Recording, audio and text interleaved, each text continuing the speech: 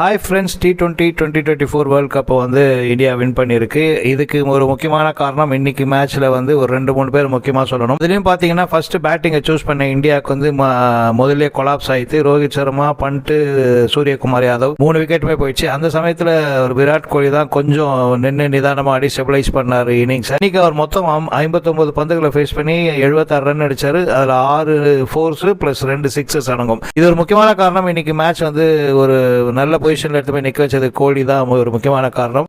கோலியை பத்தி பேசுறேன்னு நினைக்காதுங்க. என்ன ஆயிடுச்சுன்னு பாத்தீங்கன்னா, மேட்ச் வின் பண்ண சந்தோஷம் ஒரு பக்கம் இருந்தாலுமே மறுபக்கம் கோலி தன்னோட T20 ரிட்டையர்மெண்ட் அனௌன்ஸ் பண்ணிருக்காரு. ரொம்ப கஷ்டமா இருக்கு ஏத்துக்கிறதுக்கு. கண்டிப்பா கோலி வந்து கொஞ்சம் ரொம்ப கஷ்டமாவே இருக்கு அவர் ரிட்டையர்மெண்ட் ஏத்துக்கிறதுக்கு. ஹாய் ஃப்ரெண்ட்ஸ், T20 2024 வேர்ல்ட் கப்பை வந்து இந்தியா வின் பண்ணியிருக்கு. இதுக்கு ஒரு முக்கியமான காரணம் இன்னைக்கு மேட்ச்சில் வந்து ஒரு 2-3 பேர் முக்கியமாக சொல்லணும். இதுலேயும் பார்த்தீங்கன்னா ஃபஸ்ட்டு பேட்டிங்கை சூஸ் பண்ண இந்தியாவுக்கு வந்து முதல்ல கொலாப்ஸ் ஆகிட்டு ரோஹித் சர்மா,